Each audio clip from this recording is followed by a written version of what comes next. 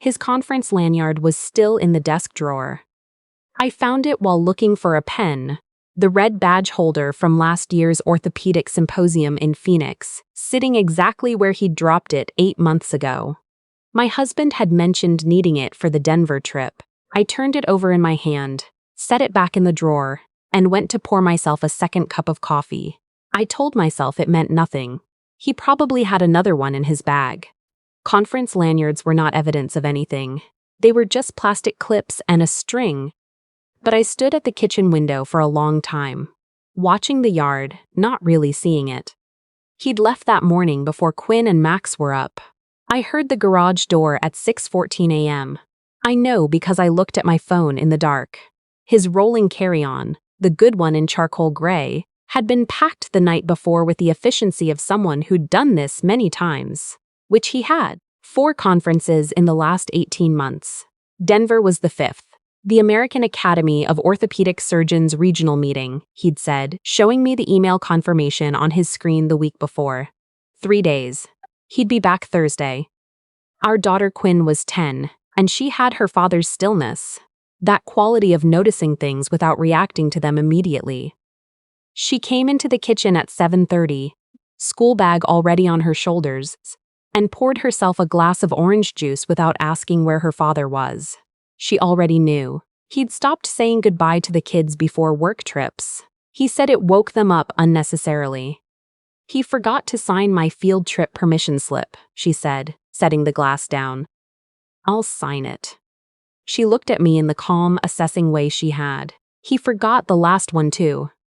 I know.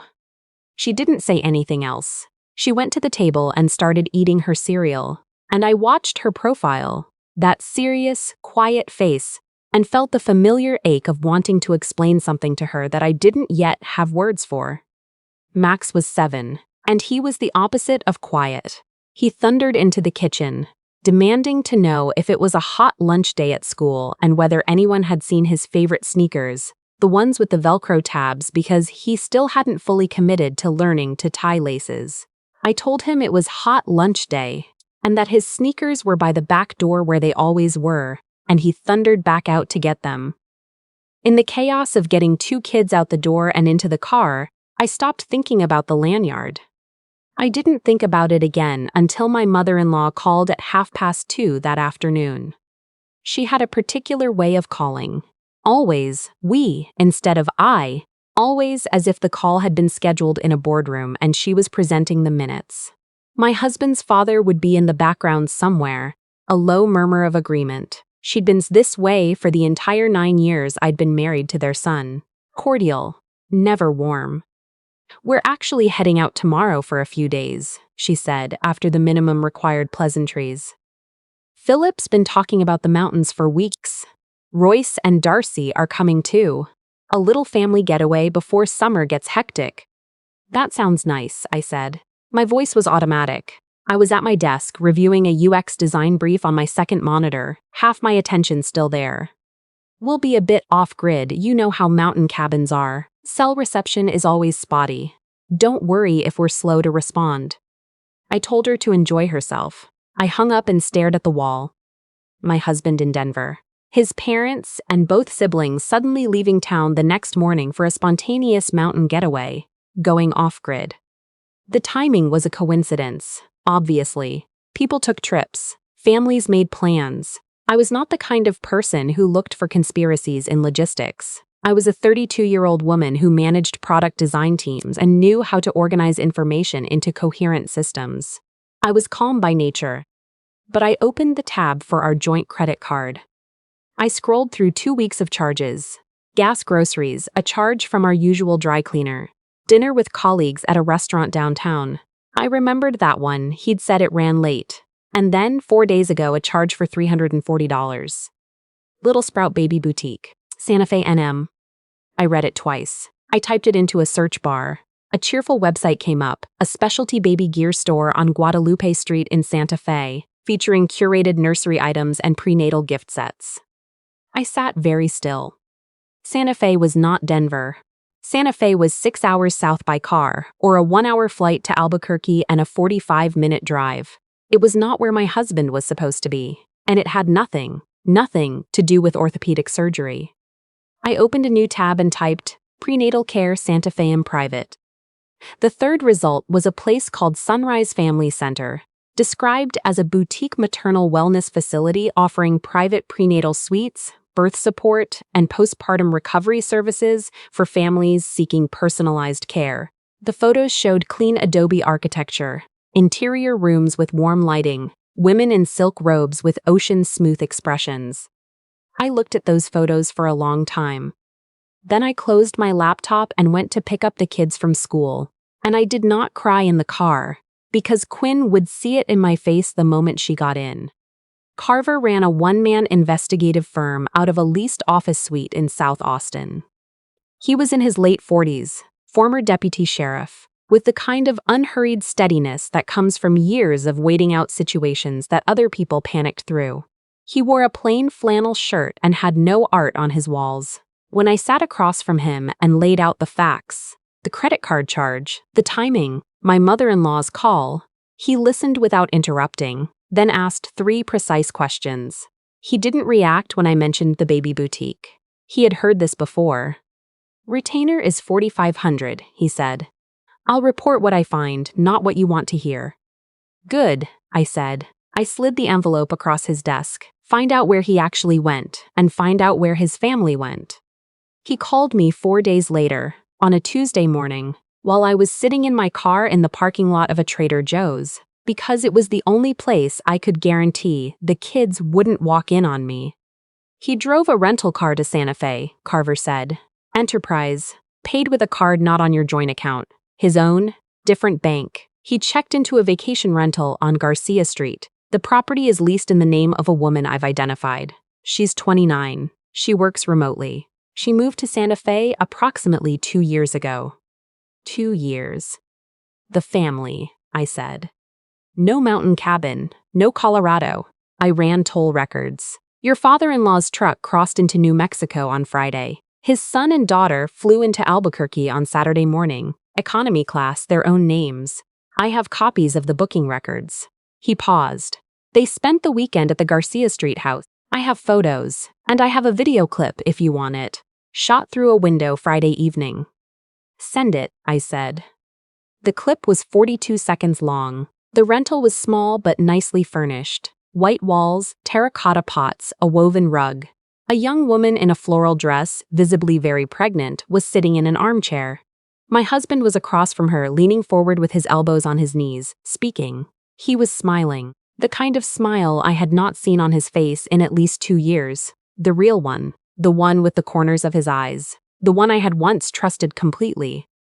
My mother-in-law was near the kitchen doorway.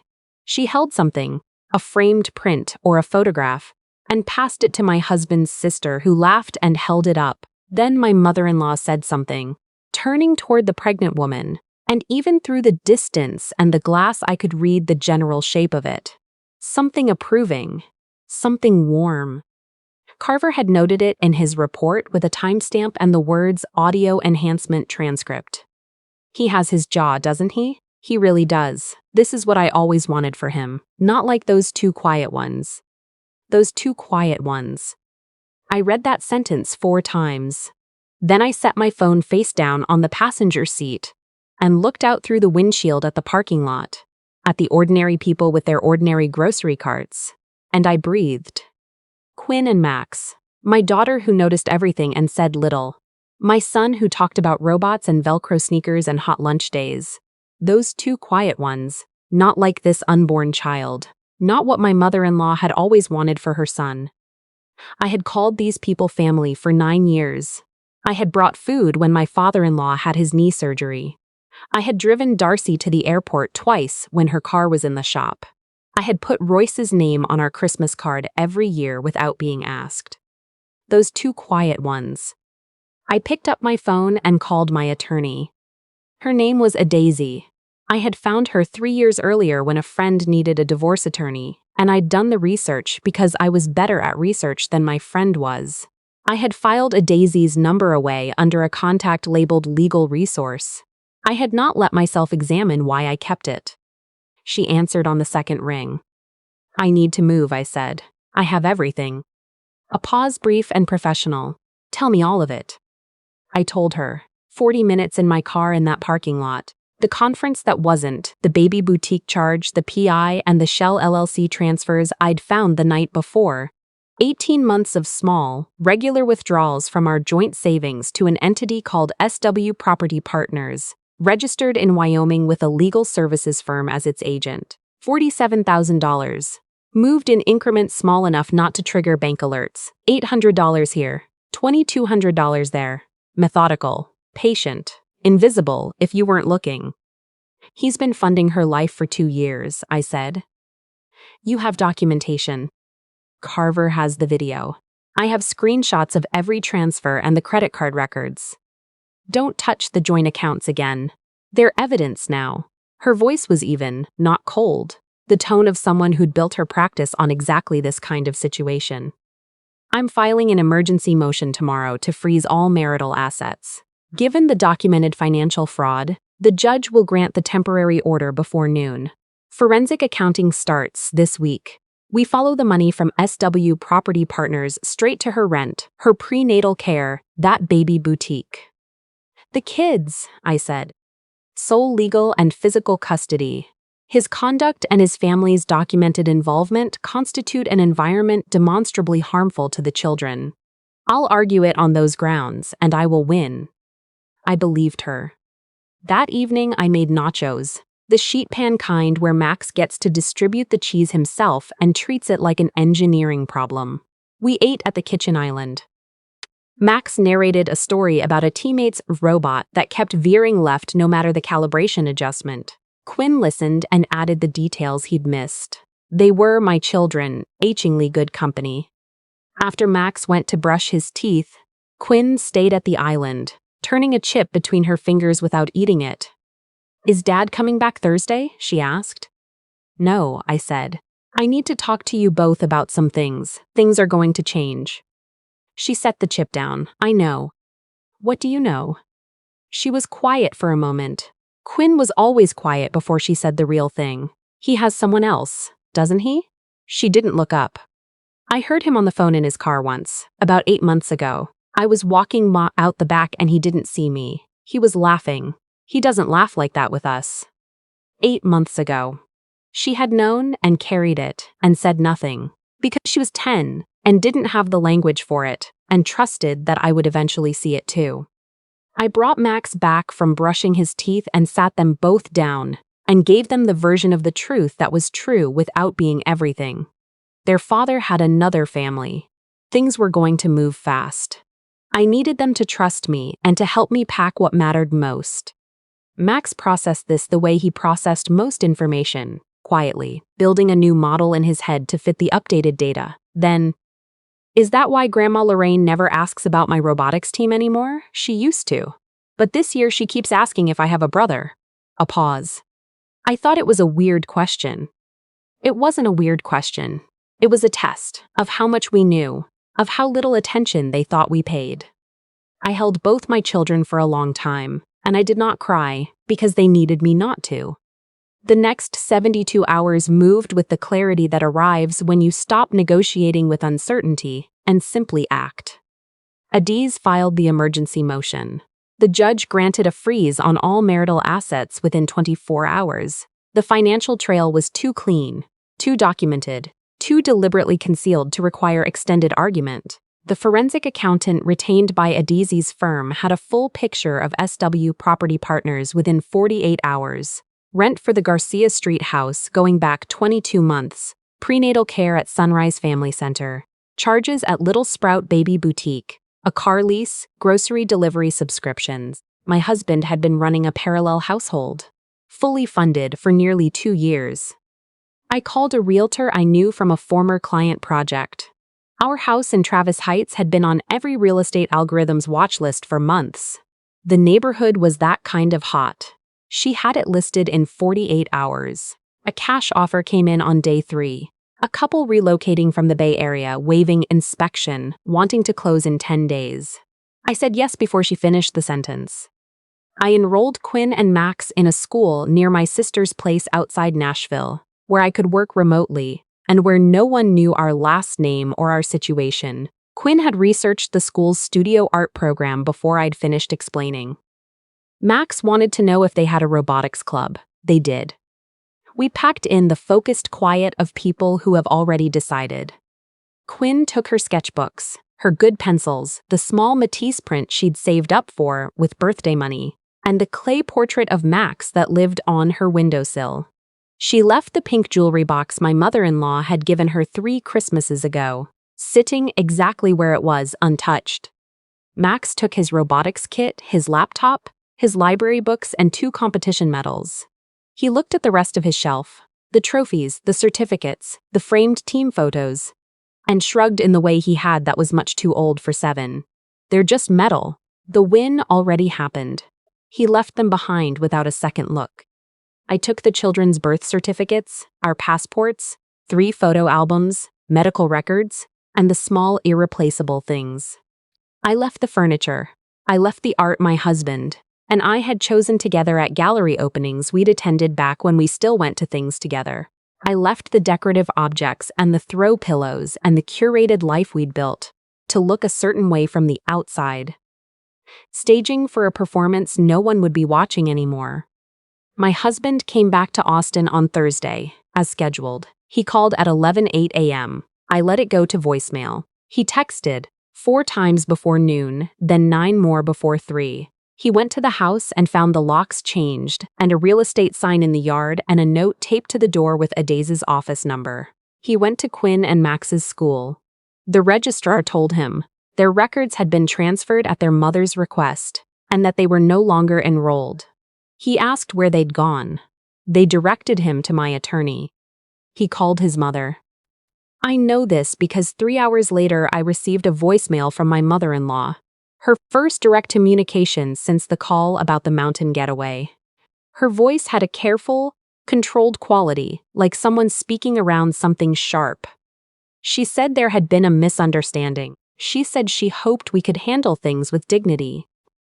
She said the children's well-being was paramount to everyone in the family. Dignity.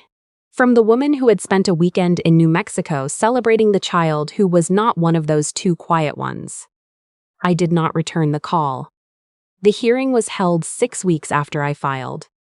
The judge was a practical woman in her late 50s, with a documented intolerance for financial concealment, and a particular sharpness about cases where children had been deceived alongside their mother. She reviewed Carver's declaration, the bank records, the credit card statements, and the video clip. A court clerk played the audio enhancement on a laptop, the timestamp. My mother-in-law's voice, slightly distorted, unmistakable. He has his jaw, not like those 2 quiet ones. The judge's expression did not change. She made a note on her legal pad and asked the clerk to replay it once more. My husband's attorney attempted an argument about context, about the difficulties of a long marriage, about poor communication and good intentions obscured by fear. The judge heard him out with the patience of someone who had heard this exact argument many times before, and found it no more compelling at this repetition. Then she issued the temporary orders. Sole legal and physical custody to me. Supervised visitation for my husband, 2 hours every other Saturday at a certified family services center, with a mandatory co-parenting evaluation before any modification request would be considered. All marital assets to remain frozen pending final judgment. Child and spousal support calculated at guideline level based on his orthopedic surgeon's income over the prior 2 years, garnished directly from his hospital paycheck. Attorney's fees given the documented intentional fraud to be covered by my husband in full. After the hearing, Adaise gathered her portfolio with the unhurried satisfaction of someone who had expected exactly this outcome. Civil complaint against the extended family proceeds in 30 days if we don't have a settlement agreement, she said to opposing counsel. The documented concealment, the coordinated cover story, and the audio transcript will be Exhibits A through C. Your clients know the number. They should treat it seriously. They did. My mother-in-law and father-in-law, my husband's brother and his sister, all 4 named in the civil complaint for conspiracy to conceal material facts affecting the marital estate and intentional infliction of emotional distress, agreed to a settlement. a wire transfer, directed into irrevocable educational trust funds I'd established for Quinn and Max, cleared within 2 weeks of the agreement. Their money. The money of the grandparents who had stood in a rental house in Santa Fe and toasted a future that erased my children from the picture. That money would now pay for my children's education, every dollar of it, compounding. The final divorce judgment made the temporary orders permanent. My husband signed.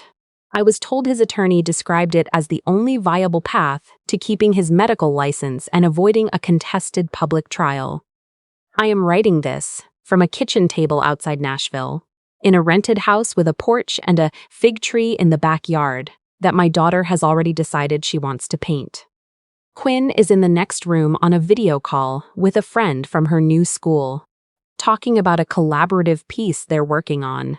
Max is beside me at the table, assembling the frame of a robot he designed himself, explaining to no one in particular why the original joint configuration was inefficient and this version will be better. It's a Wednesday evening. Nothing is happening. That's exactly the point.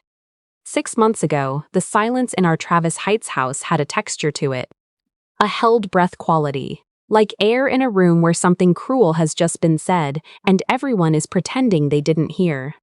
The quiet here is nothing like that. It's the quiet of people who are tired in the good way from a full day and who are simply content to be where they are.